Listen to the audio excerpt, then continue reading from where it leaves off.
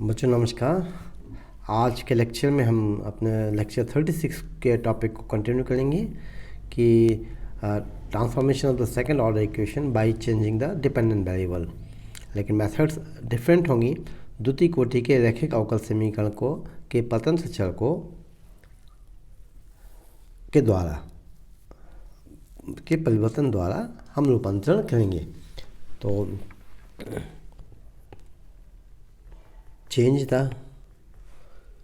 Dependent variable.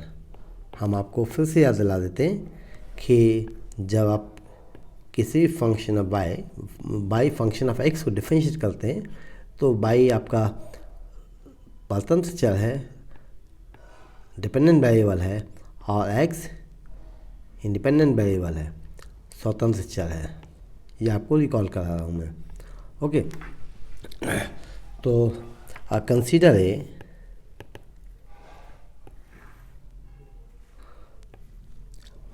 Linear differential equation of second order और द्वितीय कोटि के हम रैखिक अवकल समीकरण के बारे में बात करेंगे विद वेरिएबल कोफिशिएंट्स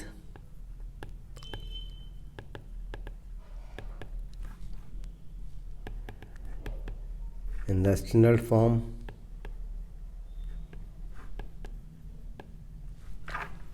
जो कि आपने लास्ट लेक्चर में भी देखा है कि वेरिएबल कोफिशिएंट से आए P और Q है। P है कोफिशिएंट ऑफ डिवाइड dx और Q है coefficient of by equal R। ये मान लीजिए इक्वेशन नंबर 1 है। ये स्टैंडर्ड फॉर्म है आपके इक्वेशन का, second order linear differential equation का। Now we change the dependent variable y to another variable v। Sorry, तो हम वेरिएबल y को वेरिएबल दूसरे डिपेंडेंट वेरिएबल v से चेंज करेंगे। So change by to another variable v by the substitution by equal u into v, where both u and v are functions of x, where u and v are functions of x alone.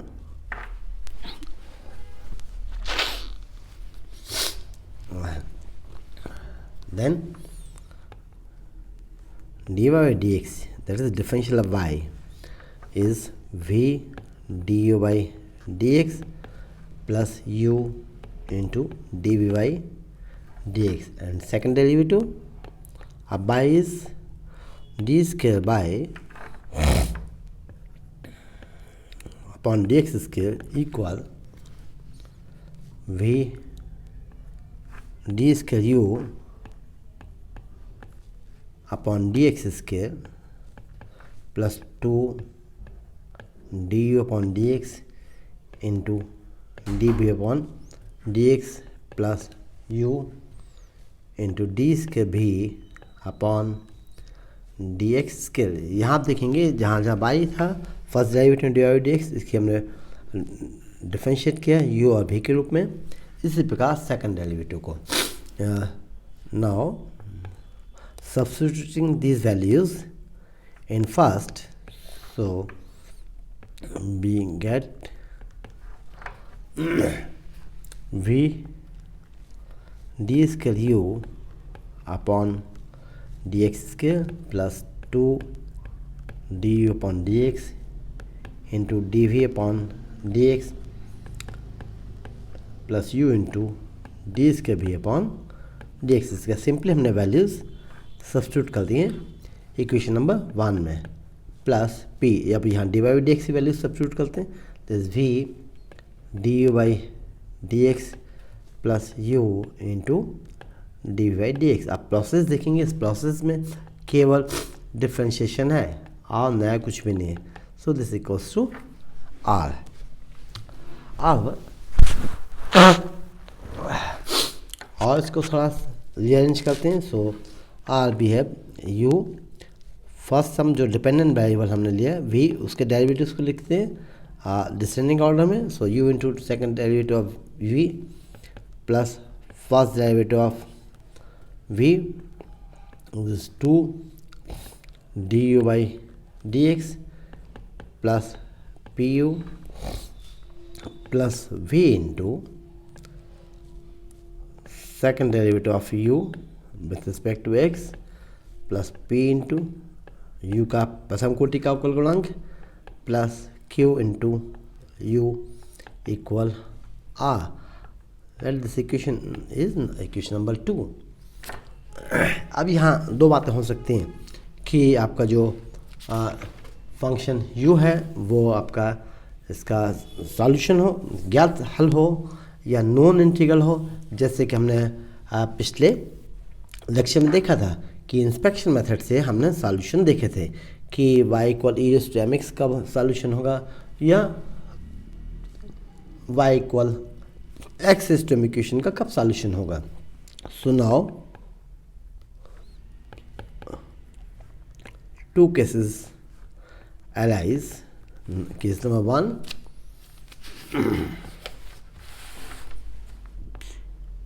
case first, if u is a non-integral that is solution, जो कि हमने last lecture में देखे थे inspection method से। So if u is a non-integral of the complementary function of first, and that is it is a solution of। अब आप देखेंगे कि कॉम्प्लीमेंट्री फंक्शन हम कैसे निकालते हैं कि जैसे इक्वेशन नंबर 1 का कॉम्प्लीमेंट्री फंक्शन निकाला, इस पार्ट को हम 0 से इक्वेट करते हैं। सो solution of 1 that is it is a solution of the equation d square y upon dx square plus p dy upon dx plus qy equals 0। यदि u इसका सॉल्यूशन है तब देखिए जब u इसका सॉल्यूशन होगा, नॉन सॉल्यूशन होगा, जैसे हमने bye inspection method last lecture में निकाले थे, तो वो u इस इक्वेशन को सेटिस्फाई करेगा। सो देन बाय की जगह u रख देंगे हम। So we have d square u put y equal u, so d square u by r replace by u, so d square u upon D x square plus p d u by d x plus q into u equal 0। इस u के लिए थोड़ा हम clear बनाते हैं।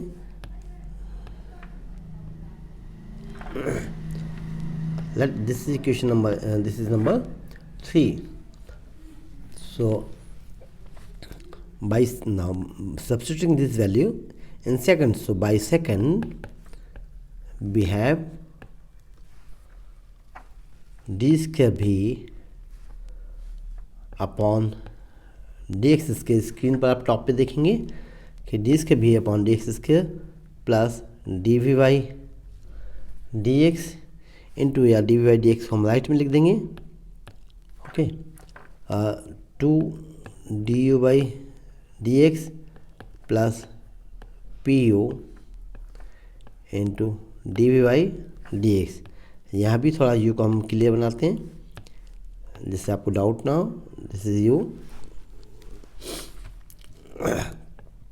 Plus third term, ये आपने equation 3 से इसको 0 रखा। So we have this equals to r upon u. Let this equation number is 4.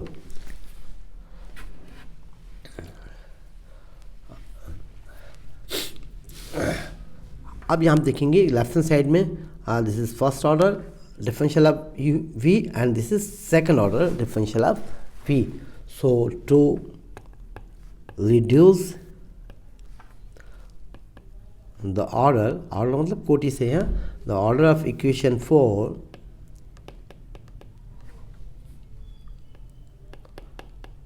we take the substitution dv by dx equal p r second derivative d इसके v upon dx इसके equal dp by dx.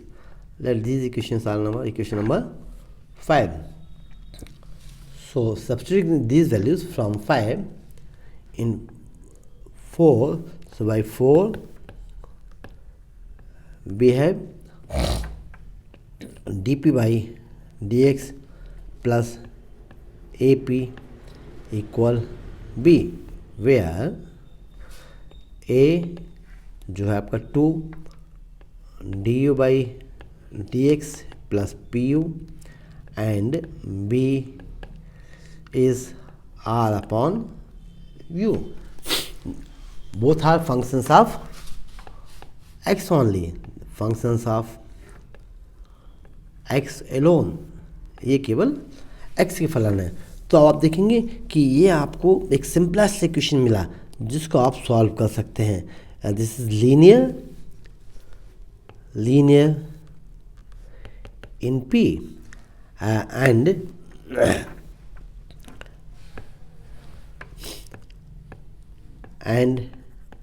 its integrating factor समाकल गुणांक इसका होगा ES to integral A dx. इसको आप solve करेंगे और इंटीग्रेटिंग फैक्टर से मल्टीप्लाई एंड सॉल्यूशन भी इंटीग्रेटिंग फैक्टर से मल्टीप्लाई करेंगे तो सॉल्यूशन मिलेगा. And solution is P into, जैसे कि आप लीनियर इक्वेशन सॉल्व करते थे वैसे इसको सॉल्व करेंगे, is B into integrating factor then whole integral तो प्लस कॉन्सेप्ट इंटीग्रेशन 7. जब इसको सॉल्व कर लेंगे देन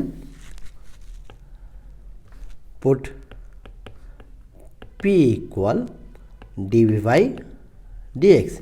यहाँ से we will find the value of v. चूँकि ये क्वेश्चन को जब हम सॉल्व करेंगे लीनियर क्वेश्चन को सॉल्यूशन मिल जाएगा, वहाँ हम p को dv by dx रखेंगे जिससे v की वैल्यू मिलेगी. एंड फाइनली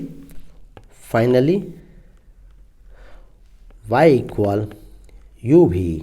अब u तो आपका नोन है तो y इक्वल u भी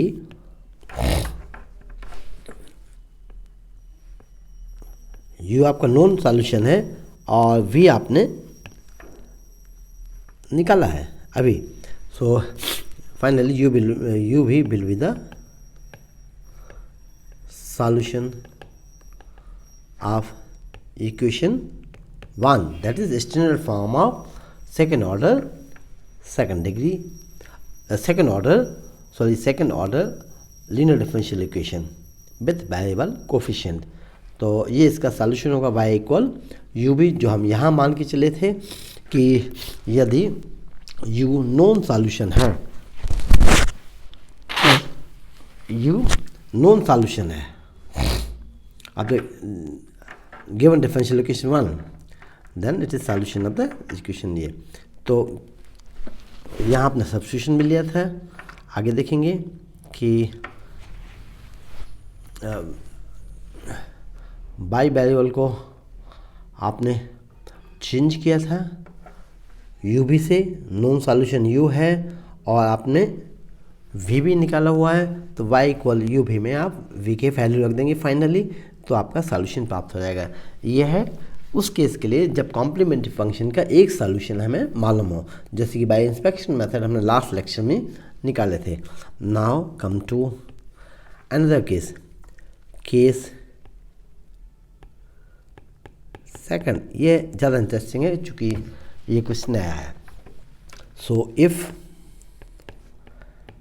an integral, that is solution of the complementary function, cannot be found by inspection or any other method, then the solution, जिस इंस्पेक्शन मेथड से आपने सॉल्यूशन निकाला था, यदि आप समीकरण 1 का हल जो है मतलब समीकरण 1 के कॉम्प्लीमेंट्री फंक्शन का हल बाय इंस्पेक्शन नहीं निकाल पाते हैं या बाय एनी अदर मेथड आपको मालूम नहीं है, देन द सॉल्यूशन ऑफ 1, तो समीकरण नंबर 1 का हल can sometimes be found by removal of the first derivative। उस केस में जो प्रथम कोटि का अवकल गुणांक हो उसका रिमूव करके भी सॉल्यूशन कई बार निकाल लेते हैं। जैसे कि आपने देखा कि इक्वेशन नंबर 2 में, now come to equation number 2। Equation number 2 में देखें, अभी हमने इसे नॉन इंटीग्रल था, इसे हमने रिमूव किया था। ओके, हम यहाँ से जो फर्स्ट ऑर्डर डेरिवेटिव है इसको हम रिमूव करें, तो ये रिमूव कैसे होगा? When we choose u in such a manner that 2 times dx plus pu, इसको हम जीरो मान लें। ओके, इसको यदि हमने जीरो ले लिया, इसका मतलब ये हुआ कि ये डेरिवेटिव यहाँ से हट जाएगा। तो हमें इस प्रकार से फंक्शन u को चूज करना होगा कि ये फर्स्ट डेरिवेटिव का कोफिशिएंट जीरो हो जाएगा। सो आपने देखा भी कि to remove the first derivative,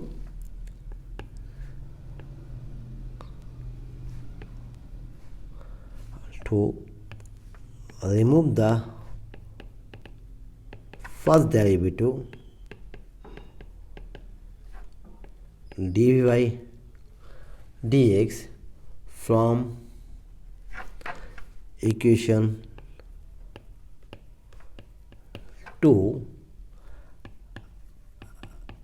let us choose u such that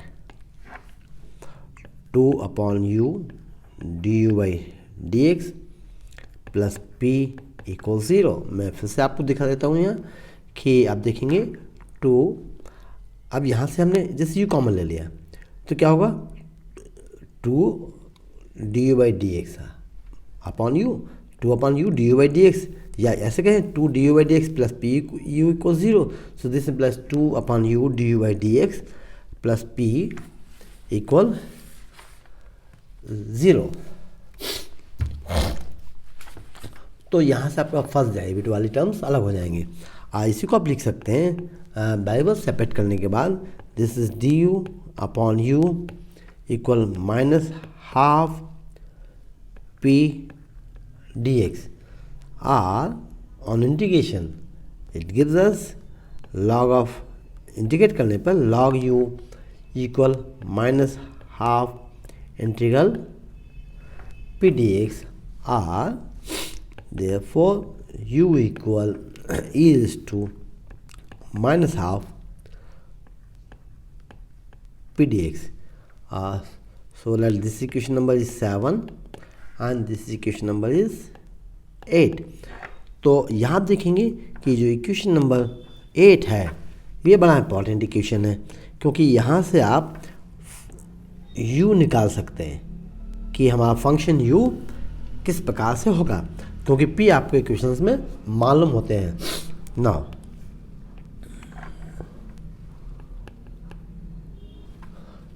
du upon, sorry u को फिर से क्लियर बनाते हैं। Now du upon dx equal minus half pu, this is by 7। So let again this equation number is 9। Equation number को हमें number देने से आसानी होगी आगे सॉल्व करने में। And d square u upon D x square is minus half, differentiate कर देते हैं, this is p d u upon D x plus u into d p upon D x and which equals to minus half, यहाँ d u by d x की value रख देते हैं, so this minus half commonly p into minus half p u plus u d p by d x, so this is 1/4 p square you minus half you d p by d x, this is our d square u by dx square. So let this is equation number 10. अब आप देखेंगे equation number 7 के द्वारा, है ना, कि ये value हम सेकंड इक्वेशन में रख देते हैं। इक्वेशन नंबर 7 से फर्स्ट ऑर्डर डेरिवेटिव रिमूव हो जाएगा। यहाँ आपका ये इक्वेशन नंबर 2, यहाँ हम इसको 0 रख देते हैं, तो ये आपका फर्स्ट ऑर्डर डेरिवेटिव यहाँ से हट जाएगा। So using seven equation 2 becomes d square v upon D x square plus v upon u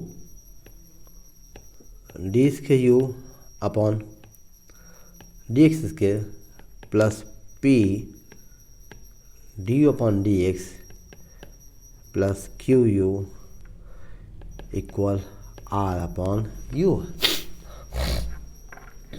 where चूँकि नॉन सॉल्यूशन था इसलिए ये पार्ट आपका केस 1 में 0 था, तो हियर ये 0 नहीं है, where d square u upon D x square plus p d u upon D x plus q u is not equals to 0, सिंस u is not an integral or solution of the complementary function of first, चूँकि u जो है समीकरण 1 के complementary function का solution नहीं है। सो अब ये वैल्यूज़ नंबर 9 से, नंबर 8 से और नंबर 10 से, ये सभी वैल्यूज़ हम 11 में रख देते हैं। Equation number 11 is r upon u, this is our equation number 11. So substituting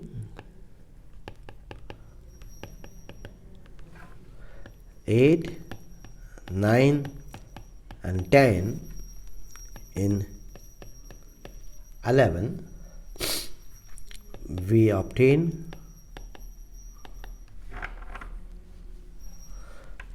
d square v upon dx square plus v 1 upon 4 p square minus 1 upon 2 dp by dx minus half of p square plus q equal r upon e raised to minus half integral p dx.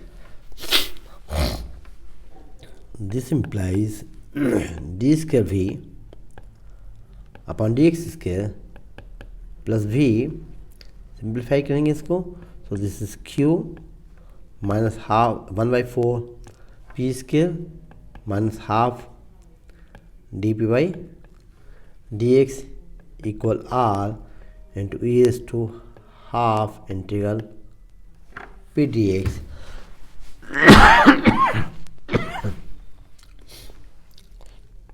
r d square v upon dx square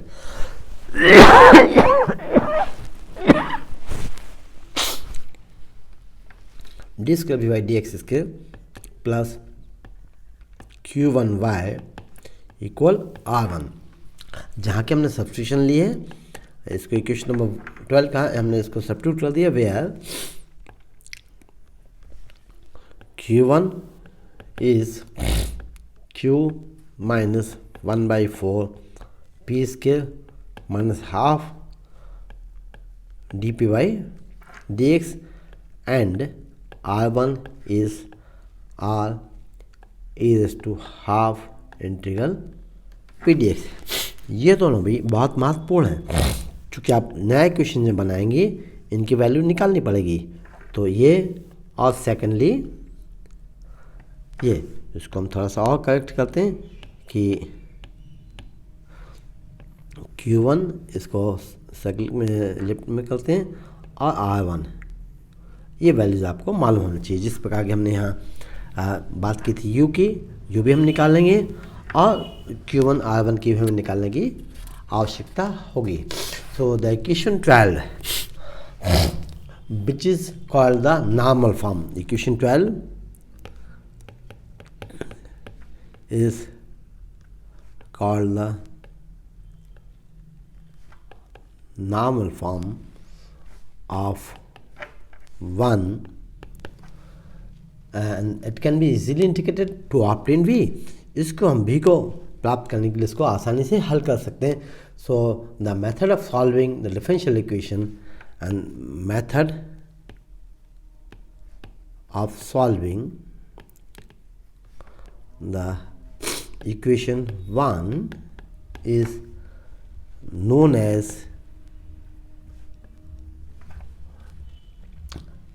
reduction to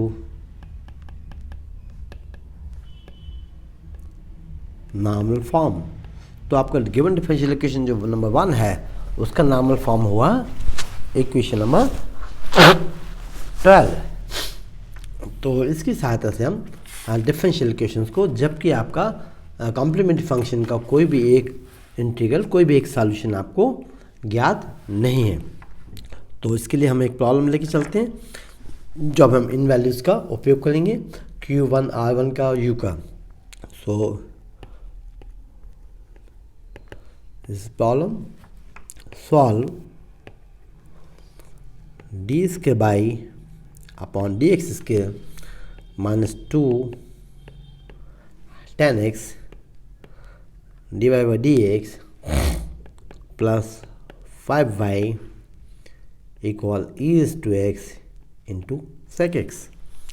जो case 2 की methodology है वो आपने बहुत ध्यान से समझा, जिसके लिए हम वैल्यूज़ निकालते हैं फिर u की, जिससे हमें एक नोन सॉल्यूशन कॉम्प्लीमेंट्री फंक्शन के ज्ञात होते हो जाता है। उसकी सहायता से हम Q1 और R1 निकालते हैं और Q1 R1 की वैल्यू हम इक्वेशन नंबर 12 में रखने के बाद इक्वेशन को हम सॉल्व करते हैं, जो कि नॉर्मल फॉर्म है इक्वेशन नंबर 1 का। So here compare given equation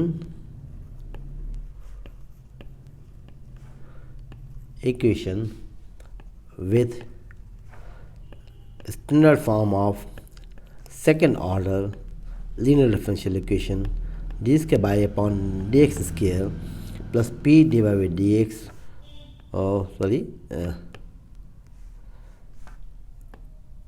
p divided by dx plus q by equal r। So here p equal minus 2 10x whereas q equal 5 and r equal e⁻x sec x। आपको जो आपकी inspection method है या कोई अन्य method, उनसे आप इसका सॉल्यूशन निकालने की स्थिति में नहीं है कि कॉम्प्लीमेंट्री फंक्शन का क्या सॉल्यूशन होगा, आप अभी ज्ञात नहीं कर सकते हैं। तो इसको हम जो केस 2 था, आप देखिए इस पर आइए कि if an integral of the complementary function can not be found then the solution of 1 can sometimes be found by removal of the first derivative. और यहाँ फर्स्ट डेरिवेटिव रिमूव करने के लिए आपने क्या लिया, इसको हमने 0 लिया। जब 0 लिया तो u की वैल्यू इस प्रकार से आपको प्राप्त हुई। तो यहाँ से आप सबसे पहले यू निकालेंगे। So let us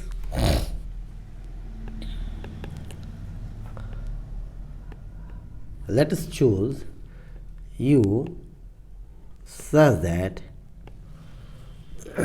u equal e is to minus half p dx. So this is e is to p is minus 2 10x. So this is 10x dx, and integration of 10x is log of sec x. So exponential log एक दूसरे के anti operation है, neutralise करेंगे एक दूसरे को, तो आपको मिलेगा q equal sec x. So now substituting y equal u भी अब आपका u नॉन इंटीग्रल हो गया, u भी in first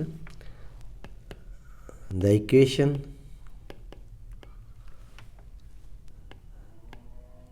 reduce to normal form d square v upon dx square plus ये d आपका डेल जैसे लगा तो इसको हम अलग करते हैं, d square v upon D x square plus q1v equal R1. This is equation number 2 where आपने भी देखा था यहाँ कि Q1 और R1, Q1 is Q minus 1/4 P square minus half dp/dx. सो यहाँ हम देखते हैं where Q1 is Q minus 1/2 dp/dx. इस टर्म को हमने पहले लिख लिया, माइनस 1/4 P स्क्वायर. तो q is 5 and minus half, p is minus 2 10x. So differential is minus 2, differential of 10x is sec square x minus 1/4 p square. P square is 4 10 square. So it remains here 10 square x. Okay. So this is 5 plus sec square x and 10 square is sec square x minus 1. So here remains only 5 plus 1, so this is 6. And R1 equal R into e raised to integral half p dx. So this is R is e raised to x into sec x. So e raised to x into sec x, and ये इंटीग्रल आपने निकाला हुआ था, this is sec x. So बी में write sec x e raised to half p dx. यहाँ आपने देखा कि ये माइनस हाफ था ना, तो इसका इन्वर्स हुआ. So here remains only e raised to x. यहाँ जो है आपका e raised to minus half P d x है, ओके. और यहाँ जो है e raised to plus half P d x, integral p d x है. तो सेक एक्स का रेसिप्रोकल लेंगे, सो 1/sec x. So it becomes e raised to x. So R1 is e raised to x. Putting this value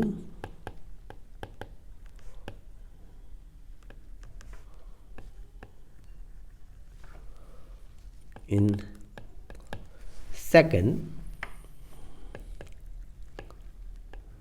we have d square v upon dx square plus 6v equal e raised to x. ये आपका simple equation बन गया, जो कि आपका normal form है, normal form of equation number 1. So let it equation number 3. So auxiliary equation, इस प्रकार के समीकरणों के लिए आप जो ये डिफरेंशियल इक्वेशन होगा, 3 is a differential equation with constant coefficient, जो आपने पहले भी पढ़े थे. तो ऑक्सिलरी इक्वेशन बनाएंगे हम, सहायक समीकरण बनाएंगे। Auxiliary equation of 3 is m square plus 6 equals 0. So this implies m is plus minus root of minus 6. So this is plus minus I root 6, and hence complementary function equal c1 cos of root 6x plus c2 sine of root 6x। तो complementary function आपको मिल गया। N P I equal e s to x upon d square plus 6।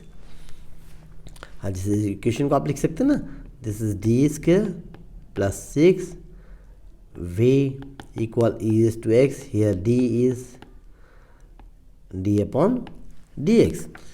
तो चूँकि e का coefficient exponential में x का coefficient 1 है, तो यहाँ 1 रख देते, so it becomes 1 square plus 6, so this is 1/7 e is to x. Hence thus the solution of the given equation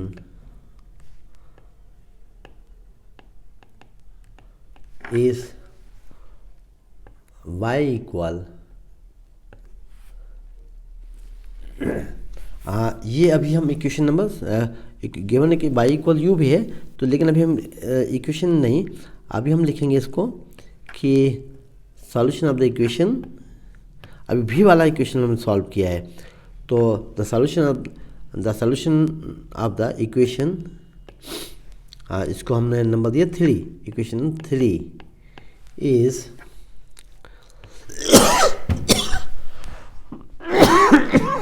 sorry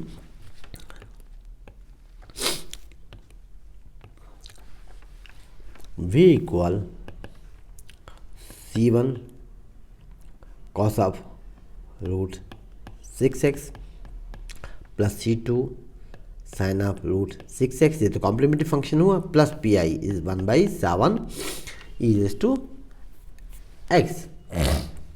therefore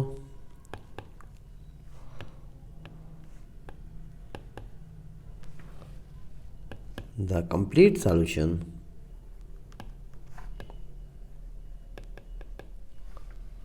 of 1 is y equal u v equal u है आपका solution आपने निकाला था, this is 6x into v, this c1 cos of root 6x plus c2 sine of root 6x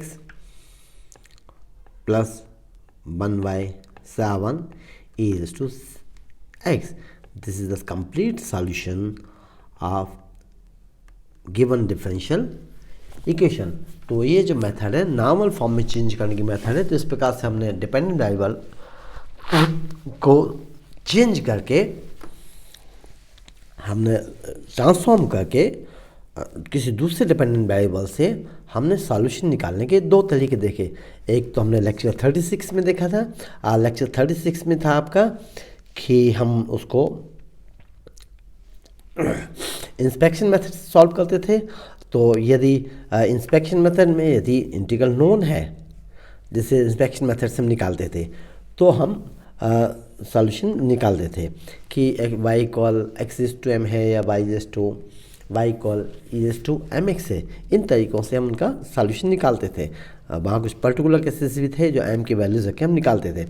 लेकिन यदि case 1 से solve नहीं होते हैं कि if an integral of the complementary function can not be found, तो सॉल्यूशन निकालने के लिए जो केस 2 है ये इम्पॉर्टेंट है। यहाँ आपको 3 वैल्यू को रिकॉर्ड रखना होगा। This is value 1, okay, and the other is 2, okay, and the finally this is the third value. In values के द्वारा हम नॉर्मल इक्वेशंस प्राप्त करते हैं, जो कि आपने यहाँ देखा कि पहले हम इक्वेशन को कंपेयर करेंगे स्टैंडर्ड फॉर्म से, जो भी गिवन डिफरेंशियल इक्वेशन है जिसका सॉल्यूशन निकालना है, तो उसके पी क्यू आर के वैल्यूज़ लिखेंगे, और देन जैसे हमने आपको सर्कल किया है नंबर 1, इससे हम यू की वैल्यू निकालेंगे तो आपको एक सॉल्यूशन मिल जाएगा which is the part of complementary function, जो कि यू जो है कॉम्प्लीमेंट्री फंक्शन का हिस्सा होगा। तो यह जैसे sec x निकला, तब आप सब्स्टिट्यूशन लेंगे गिवन इक्वेशन में y इक्वल यू भी सब्स्टिट्यूट कर देंगे, और the equation reduce to the normal form जिसका u v y D x square plus Q1 v equal R1, जो कि नॉर्मल फॉर्म आपने यहाँ देखा है। Okay, this is the normal form, जिस नॉर्मल फॉर्म में Q1 और R1 जो ये वैल्यूज़ हैं, तो इन वैल्यूज़ को भी हम यहाँ लिखेंगे, Q1 और R1 को उनको निकालेंगे और नॉर्मल फॉर्म में रख कर हम इस इक्वेशन को सॉल्व करेंगे। तो ये मेथड भी बहुत महत्वपूर्ण है जब इंस्पेक्शन मेथड से कॉम्प्लीमेंट्री फंक्शन का कोई सॉल्यूशन